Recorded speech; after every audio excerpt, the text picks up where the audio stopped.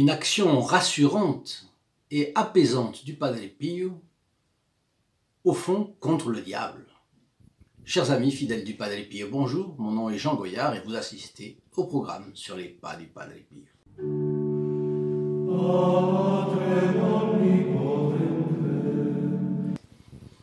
Oui, en réalité, dans notre vie, peut-être à cause d'une mentalité un peu hédoniste parfois, nous avons tendance à nous inquiéter dès que se profile une épreuve.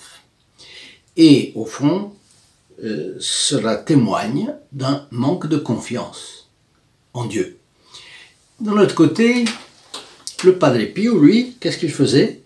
Il redonnait confiance. Et il disait bien que, vous vous en rappelez, on l'a commenté ici, plusieurs fois, l'angoisse, l'inquiétude, le doute vis-à-vis de bon Dieu sont des chancres de l'âme, c'est-à-dire sont des plaies qui ont tendance à s'étendre, qui rongent la chair, qui finissent par être purulentes. Vous voyez que le Padre Pio rassure, apaise. Comment? Rien que sa présence, son apostolat de présence était important. On avait vraiment le sentiment de Dieu qui vous rassurait, qui vous apaisait. Nous ne voyons pas le Padre Pio en chair et en os, mais il suffit de l'invoquer et il nous aidera. En réalité, nous pouvons parfaitement avoir cette tranquillité, cette paix, cette sérénité, même si la souffrance est là. Et c'est ce que nous allons voir avec Carlo Colaliglio et Giovanna Russo. Deux cas d'angoisse exorcisés par le Padre Pio. Donc, Carlo Colaliglio raconte la chose suivante, c'est son témoignage. C'était en 1946, donc c'était la toute fin de la guerre. Il y a longtemps qu'il attendait un très bon congé. Il était vétérinaire officier de réserve, donc il avait été rappelé. Et là, il lui tardait de rentrer chez lui.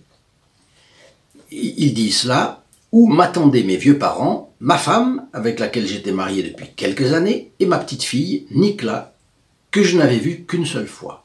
Donc la guerre l'avait éloigné de sa famille. Après la joie de la rentrée, je commençais à me poser bien des questions au sujet de ma situation et de mon intégration dans la société. J'en discutais évidemment avec mes parents, et un jour, j'ouvris mon âme à ma sœur Alfonsine, qui allait se rendre à San Giovanni Rotondo pour se confesser au Padre Pio. Elle me rassura en me disant qu'elle lui parlerait de mon problème et confierait mon âme à ses prières. Et c'est bien ce qu'elle fit au cours de sa conversation avec le Saint Padre Pio.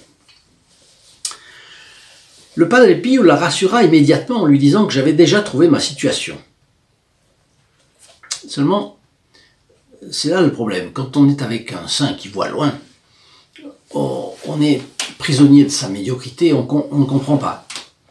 Ce qui lui arrive, c'est ça. Elle ne comprend pas ce que le Padre Pio est en train de lui dire, parce qu'elle a quitté son frère, il se préoccupe de sa situation. Et là, le Padre Pio lui dit, non, mais il a déjà trouvé sa situation. Elle vient de le quitter.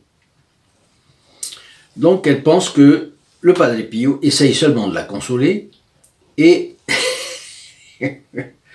elle n'arrête pas de le déranger avec ses prétentions. Elle revient à la charge une fois, deux fois. Bon. Le père lui dit enfin, « Tu as compris ou pas que ton frère a déjà son emploi ?» Et à ce moment-là, ma sœur se tut tout en ne comprenant toujours pas. Voilà. Et ça, c'est une chose qui arrive. Imaginez que vous connaissez un saint et que ce saint vous annonce quelque chose, mais vous n'êtes pas dans cette perspective. Vous êtes dans une autre totalement. Là, la sœur, elle est dans la perspective qu'il va falloir trouver une solution à un problème qui existe et qui continue d'exister. Et là, elle ne comprend donc toujours pas, alors qu'elle aurait dû comprendre. Et ça, c'est le doute que nous avons vis-à-vis de Dieu. En fait, son attitude vis-à-vis du Padre Pio, c'est une superficie d'un doute qu'elle a avec Dieu. Et nous avons des doutes aussi. Et les doutes, vous savez, Descartes, je doute donc je suis. Comment est-ce que c'est?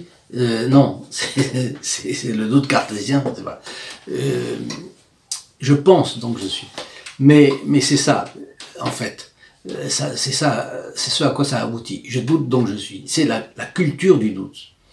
On met en doute la bonté de Dieu, et au fond, l'esprit cartésien, tel que nous le connaissons, il cultive le doute. C'est une culture du doute. Alors que l'intuition, la sensibilité également, quand on voit les choses, devrait nous montrer que dans certains cas, on ne doit pas douter. On doute d'un brigand, on doute d'un voleur, on ne doute pas de quelqu'un qui ne l'est pas. A priori, on ne doute pas. Donc voilà ce qui se passe. Et là, le doute sur le Padre Pio, il n'a pas compris. Bien, le soir du même jour, elle rentre à la maison et elle retrouve son frère et elle lui raconte sa conversation avec le Padre Pio. Elle me dit, entre autres, que le frère saint, le capucin, le Padre Pio, l'avait rassuré, et moi, je n'aurais dû jamais plus m'inquiéter à cause de mon avenir. Et alors, il n'est pas difficile d'imaginer quelle fut la réaction d'Alfonsine lorsque je lui dis que le matin de son départ, j'avais obtenu une charge de vétérinaire municipal qui était restée vacante à la suite du transfert au nord du titulaire. Et voilà donc qu'elle comprend qu'elle a douté, elle n'aurait pas dû douter. Voilà la première des deux anecdotes que nous voyons aujourd'hui et qui va être confortée par un autre témoignage que j'ai trouvé qui va dans le même sens. Giovanna Rosso raconte: un jour, j'étais en train de me préparer pour aller à la messe du Père, lorsque ma mère eut une crise cardiaque, tellement grave qu'on craignit qu'elle ne meure. Je voulais bien rester auprès de maman, mais elle insista: retourne au couvent, demande au Père de prier pour moi. Qui a la bonne attitude, c'est la mère, parce qu'elle sait que le plus important, c'est que le Padre Pio prie pour elle. C'est un petit peu comme le centurion de l'Évangile. Je ne suis pas digne que vous rentriez dans ma maison, mais dites seulement une parole et mon serviteur sera guéri. Alors, la fille, Giovanna Rosso, obéit. Arrivée à l'église, elle se dirige vers le confessionnal, là, parce qu'elle a parlé avec quelqu'un qui lui permet de s'avancer et de passer devant les autres. Après un petit moment, le père parvint à me faire parler. Parce que j'ai sauté quelque chose. Je ne faisais que pleurer. Après un bon moment, le père parvint à me faire parler. Ensuite, il dit presque avec détachement, sans y donner beaucoup d'importance: toi, tu as toujours des idées noires. Elle va bien, et peut-être qu'elle est en train de discuter avec ses voisines. Il parle de sa mère. Et le Padre Pio recommence à confesser, aussi sec, et elle s'éloigne. Elle va s'asseoir sur un banc de l'église. J'allais m'asseoir sur un banc de l'église, mais ne réussis pas à m'apaiser. Le père Luciano da Paola da Capracotta, qui était chargé de suivre l'ordre des confessions et avait écouté ce que le père venait de dire à cette Giovanna Rosso, puisque je n'arrêtais pas de pleurer, il s'approcha de moi et dit: tu n'as donc pas confiance en la parole du Padre Pio? Chiche que ta mère va bien. Voilà. Là, cette fois-ci, l'explication est très claire. C'est un problème de confiance. On doute parce qu'on n'a pas confiance. On doute de Dieu parce qu'on n'a pas confiance en Dieu. Après avoir rempli sa tâche, le père Luciano proposa de me ramener chez moi. Dès que je rentrais, je vis ma mère qui était en train de converser avec des amis. Et voilà, le Padre Pio avait vu et elle n'avait pas eu confiance dans la parole du Padre Pio. Et là, vous savez, ce sont des choses qui doivent nous appeler notre attention. Avec la Providence a avec nous une économie de la grâce, où elle fait pour nous, mais elle fait des merveilles pour nous. Mais nous ne nous en rendons pas compte. Nous ne nous en rendons pas compte. Et nous vivons comme des athées pratiques. Dieu est loin, au-dessus des nuages, voilà. Non, c'est pas vrai. Je connais des gens qui me disent, non, je ne veux pas déranger le bon Dieu, il a beaucoup de choses à faire. Pas du tout. Les saints ont toujours demandé à Dieu beaucoup. Plus on demande, plus on obtient. Il faut se rappeler de ça. Cette parabole de la Sainte Vierge, c'est pas une parabole, oui, enfin, elle apparaît avec des bagues. Elle apparaît à la rue du Bac, à Sainte-Catherine-Labouré, avec des bagues. Certaines donnent des rayons puissants, d'autres non. Et Sainte-Catherine-Labouré fait bien. Elle pose la question, pourquoi y a-t-il des bagues qui émettent des rayons et d'autres non? Et la Sainte Vierge lui dit, les bagues qui émettent des rayons, ce sont les grâces que je donne, qu'on m'a demandé ou non, mais que je donne. Et puis, les bagues qui sont éteintes, ce sont les grâces que mon fils veut qu'on me demande et que je ne donne pas parce qu'on ne me les demande pas. Voilà.